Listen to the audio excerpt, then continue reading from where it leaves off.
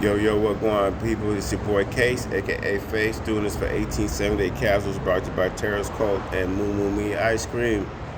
I haven't had me some in a while, but I need to.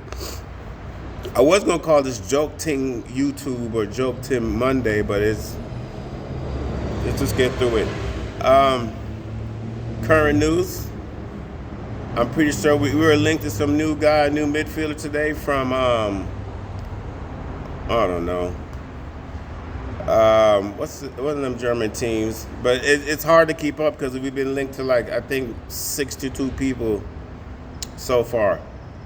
It's all calm. That's all good. I'm excited. I like when we get linked to people. Yanked, get linked to people. I think it's cool. It's exciting. You know, I think it'd be more exciting if we sold people because we need bread. The man them, listen, we don't have bread for movement. You know, this morning they come out and said Ten Hag is upset because the buyout is slowing down our transfer situation. Raw. I've been screaming this from Jump Street. From the minute they said there was a buyout thing, I've been saying this from the season because we've been linked with Madsen since we knew it really picked up since we knew we was in the Champions League. So everybody was on a madness rig. Rah. Well, here we go. United's in the Champions League, everybody. Ten Hag sold himself as a boss. I'm sorry, I didn't mean to jump like that, but we are appealing destinations for ambitious football players. That's how it is. Calm. And the main driving force is Eric Ten Hag. He sold himself as someone who can develop players. He has good tactics. He's honest. He's upfront. Yeah, he's demanding, but look what he's done. His results. He's resurrected careers. Rashford, Shazi, my boy, Aaron Wan-Bissaka. Who next? Delo. Who next? Victor Lindelof. I mean, look at the point. Look at Victor Lindelof for situation. There's teams are drawing interest in Victor Lindelof. There's a chance that we might not be able to keep Victor Lindelof. You know, only person he didn't really resurrect too tough was Harry Maguire. But even he's drawing Luke, like not even warm. Harry's in a horrible situation. We won't even get into that, but he's in a tough situation because he's our fifth string center back, and that's behind Luke Shaw. So the things what our boss has been able to do has sold the project as an appealing destination. Now, of course, he's upset because this buyout is looming. You can't talk, you can't chat to nobody. You got people like Mason Mount wanting to get down. You got Adrian Ribio. You got Rasmus Holland. You got the pipe dream Harry Kane, which is a big pipe dream because if you're still on the whole we should get Harry Kane thing, it's steps. Chill out. Calm yourself, brother. Harry Kane needs to get himself out the contract first. He needs to go tell Daniel Levy and all them type people, like, listen, remove me for the contract, but I'm not going to get into that. These things we want to do, we can't do. Because all we doing is selling people pipe dreams and wishes too. You know what I mean? All we can tell a player is, listen, we like you, we want to deal with you, we want you on the team. Hold up for like a couple more weeks till we figure out who's going to own the team because we don't know. Because then we can really get down to business and say, we have an idea what we want to pay you, but we can't really pay you right now because this buyout thing is holding up thing and it's a joke thing because the Glazers are doing a fuckery. So you see what's going on. So it's amazing how easily we want to be fooled. It's amazing how easily we want to believe the movie. I just like facts, baby. I don't know, maybe it's the world I come from, the things I've been through. I'm all about facts. You know, I'm a person who's like, listen, I'm going to listen to all people, but I got to believe, I can only believe the facts. I'll listen to a person tell me their story, but I can only believe the facts. And that's what's going on. We cannot bargain with anybody. So, of course, Eric Ten Hag's upset. So, back to what's going on. Obviously, we've been linked with like 67 man then, from every position to goalie, to striker. Striker, I would think, is the number one need, but it's so up in the air. We don't know if we have money for Harry. I don't even know like saying Harry Kane's name because the man has got a lot of work to do before anyone can fuck with him.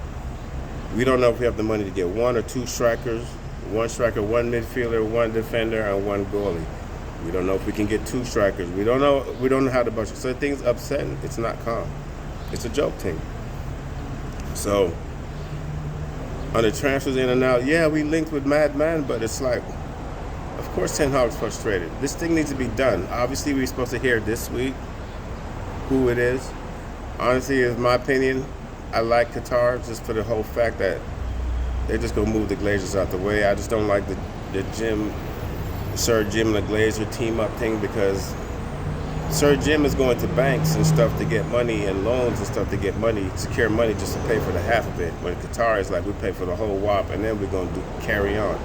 Sir Jim is always there's always going to be like a debt type situation with him. He's always going to need a loan for somebody.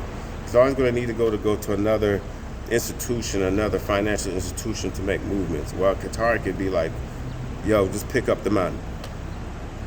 And that's the situation with that. So till that's covered, we can't really even know what things. Yeah, there's a lot of people we linked with, but we can't really even go on it. What else is to get us caught up on? I mean, I guess we could talk about the people that were into us, but I don't want to talk about it. I want to talk about this Brandon Williams situation. So Brandon Williams watched the Champions League final, and he got upset with Rio Ferdinand. And I guess because Rio was being complimentary to the City players, I didn't see it because I thought it was a waste of my time to even watch it. Morning, Sam. How you doing? All right. I didn't see the. I watched 5 minutes of the Champions League and I went on about my business. I didn't even see the goal. I just wasn't having a good time. So anyway, guess Rio was interviewing some of the City players and he was being complimentary. And I'm not picking on Brandon. It's just a funny thing. I just think it's ironic. I'm just weird like that. And he went to Twitter and he said things like, attention on this, then celebrating. And maybe I'm doing it in the wrong order. I don't know. Then he wrote Drawnem. D-R-A-W-N-M. Drawnem. Okay. And Mbili. Okay. Someone explain that to me. Then the next tweet, there's another tweet says, you don't praise simple as fakes for a money bag. I may be doing this in the wrong order, so forgive me. Nobody wants sloppy seconds. What's that got to do with football? Okay. I know what sloppy seconds is, but that's some other shit. This is how I knew he was talking about Rio Ferdinand, because the other ones I had no clue what was going on. Rio Ferdinand, bet you don't congratulate if you was a player. Keep the same morals. Two-faced are boring. Okay, so when I read that, before I went to internet and got overwhelmed with the Rio hate, because I was shocked to hear Red say Brandon was speaking some truth. Maybe he was speaking some truth about Rio. I can understand where it's hurtful to see Rio congratulating City people. I can see where it's hurtful. But why was you watching the celebration anyway? That's what I was on. Like, why was you watching it? Rio got paid to be there. Why are you watching it? That's why you was mad, because you was watching that shit. I didn't watch it. But anyway, I see where it's hurtful where Rio is congratulating them and saying, Rob, good job. Was he saying y'all the best treble winning team ever? If he said that, that's out of line. I don't know what he said. I didn't watch it. I was probably hooping or something. I didn't watch it. But these tweets rallied the troops to say Rio Ferdinand was a pagan. He's a no good red. He should be ashamed of himself. These tweets are what? From Brandon Williams. You know what I said the minute I saw this? I'm going to show you my comment. I'm going to tell you my comment the minute I saw this. And I'm not picking on Brandon. I'm just going to speak from a person who's been there.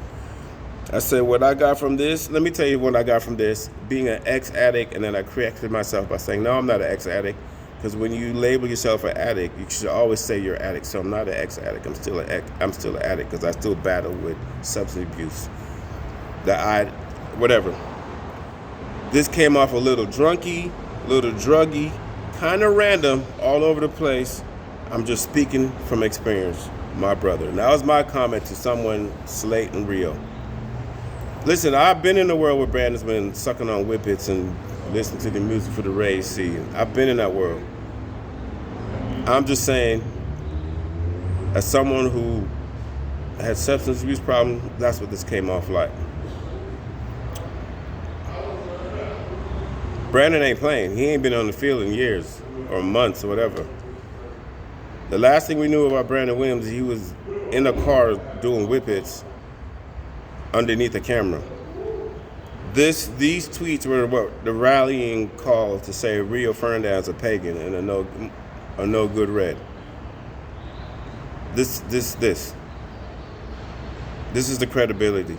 I'm not dissing Brandon. I'm just worried about who we go to for respect and who do we go to as a rallying call. People are dissing Rio, saying he's shit, no good red. A pagan. I read he's a pagan. I mean, he's a fake friend, acting like a friend, because he was being complimentary to CD Winnie. I do remember Pep saying on the podium that Sir Alex called him personally to congratulate him. It's Casey, 1878 Casuals, Taros Cup, Mumumi Arsenal. Come on, people. Think for yourselves, for reals. I'm upset too that they won. I think you were more upset than they won, and Rio was the person there with the mic. Don't call him a pagan. Don't call him a shit red. That's tacky. Sir Alex congratulated him too. He didn't have to. It wasn't his job to, but he did. Rio was getting paid. If that makes him fake, that's fucked up. But I know one thing. I'm not gonna say he is, but I just know from experience. Brandon Williams sounds like someone who's having a substance abuse problem. 1878 Casuals, Taros Cup, Mumumi Arsenal. I'm out. Guys, enjoy your Mondays.